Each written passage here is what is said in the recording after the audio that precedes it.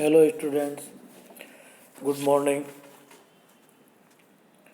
Company अधिनियम एवं सचिवीय पद्धति company law and secretarial practice में हम संचालन चर्चा कर रहे हैं।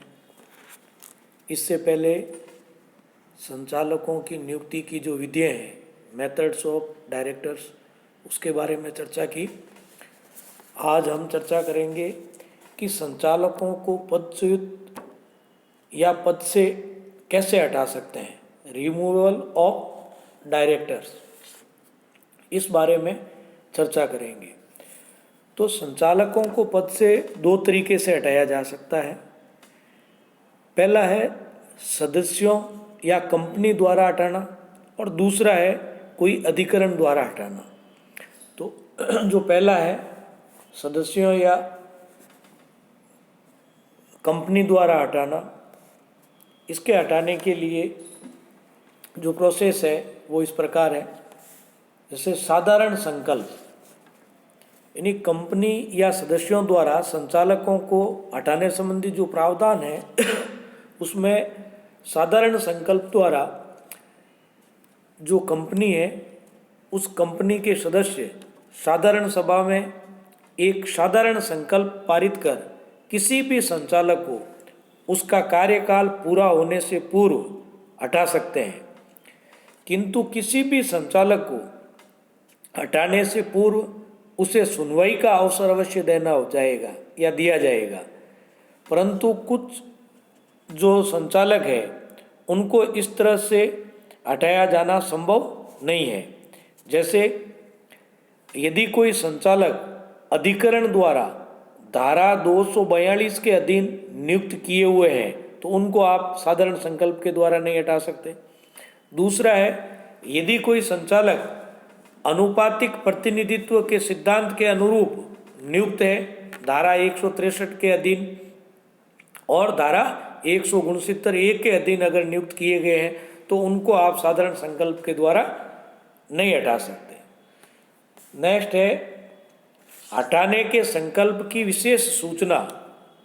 जब कोई सदस्य किसी संचालक को हटाने का संकल्प सभा में प्रस्तुत करना चाहता हो तो उसे अपने इस इरादे की विशेष सूचना कंपनी को देनी होती है। ये धारा 169(2) में व्यवस्था है। ऐसी विशेष सूचना सभा के कम से कम 14 दिन पूर्व दी जानी चाहिए।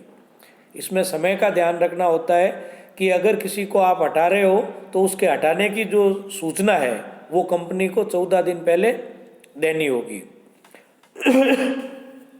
नेक्स्ट है सूचना संचालक को भेजना।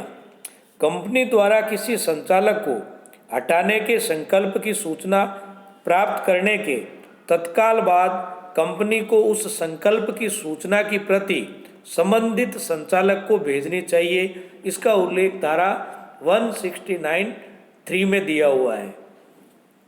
नेक्स्ट है संचालक को सुनवाई का अवसर देना। संचालक चाहे कंपनी का सदस्य हो अथवा नहीं हो, उसको ऐसी संकल्प की सूचना के संबंध में अपना पक्ष प्रस्तुत करने का अधिकार होता है। अतः उसे कंपनी की सभा में सुनवाई का अवसर दिया जाना चाहिए। संबंधित संचालक उसे हटाने के संकल्प की सूचना के संबंध में अपना कोई लिखित ज्ञापन यानी रिप्रेजेंटेशन है तो वो भी कंपनी को दे सकता है। वह संचालक कंपनी को ऐसा ज्ञापन देकर उसे कंपनी के सदस्यों में अधिसूचित करने की प्रार्थना कर सकता है। तब कंपनी को यदि पर्याप्त समय उपलब्ध हो तो संचालक को हटाने के संकल्प की सूचना में इस बात का उल्लेख करना चाहिए कि संबंधित संचालक द्वारा ज्ञापन प्राप्त हुआ है। इसके साथ ही कंपनी को उस ज्ञापन की एक प्रति उस प्रत्येक सदस्य को भेजनी चाहिए जिसे कंपनी की सभा की सूचना भेजी जा रही है। ज्ञापन की प्रति सभा की सूचना के साथ अथवा सूचना भेजने के पश्चात भेजी जा सकती है। यदि समय का अभाव है तो उसके कारण ज्ञापन की प्रति प्रत्येक सदस्य को नहीं भेजी जाती है, तो वह संचालक सभा में उस ज्ञापन को पढ़ने की मांग कर सकता है। किंतु कंपनी का कोई भी पीड़ित व्यक्ति अधिकरण से ये आवेदन कर सकता है कि उस ज्ञापन की प्रति सदस्यों को नहीं भेजी जाए अथवा उस ज्ञापन को सभा में नहीं पढ़ा जाए, क्योंकि वह संचालक अपने इस अधिकार का उपयोग किसी अपमानजनक मामले का अनावश्यक प्रचार करने के लिए कर रहा है। ऐसे में यदि अधिकरण संतुष्ट हो तो उस संचालक को कंपनी के संपूर्ण या अंशतः खर्चे के भुगतान का आदेश दे सकता है। धारा 169(4) में इस संबंध में व्यवस्था की गई है। यहाँ ये ध्यान रखना होता है कि अधिकरण का गठन नहीं होने के कारण धारा 169(4) को अभी प्रभावी नहीं किया गया है, तब तक पुराने कंपनी अधिनियम के इससे संबंधित प्रावधान प्रभावी रहेंगे। इस कारण इन प्रावधानों में जो अधिकार अधिकरण के हैं वे सभी अधिकार केंद्रीय सरकार के तब तक होंगे जब तक अधिकरण का गठन नहीं हो जाता है। नेक्स्ट है, हटाए गए संचालक की पुनः नियुक्ति नहीं। जिस संचालक को अपने पद से हटा दिया गया है उसकी संचालक मंडल द्वारा पुनर्नियुक्ति नहीं की जा सकेगी। इसकी व्यवस्था, इसका उल्लेख धारा 169(7) का जो उपबंध है उसमें किया गया है। और नेक्स्ट है क्षतिपूर्ति। हटाए गए संचालक को उसकी नियुक्ति के अनुबंध शर्तों के अनुसार क्षतिपूर्ति प्राप्त करने का अधिकार होता है। जो अधिकार उसकी संचालक पद पर नियुक्ति अथवा संचालक पद के साथ किसी अन्य पद पर नियुक्ति को समाप्त करने पर होता है। इसका उल्लेख धारा 169(8) में किया गया है। अब जो है नेक्स्ट इसमें है रिक्त पदों को भरना। जो रिक्त पद है उसको कैसे भरेंगे? यदि कंपनी की साधारण सभा में अथवा संचालक मंडल की सभा में नियुक्त संचालक को कंपनी की सभा द्वारा, जैसे अपन ने पहले बताया है, इस तरीके से अगर उसको हटा दिया जाता है तो उससे उत्पन्न जो रिक्त पद है उसको भरने हेतु उसी सभा में किसी नए व्यक्ति की संचालक पद पर नियुक्ति भी की जा सकती है। इस संबंध में प्रावधान है, जैसे हटाने की सूचना के साथ रिक्त पद भरने की सूचना देना।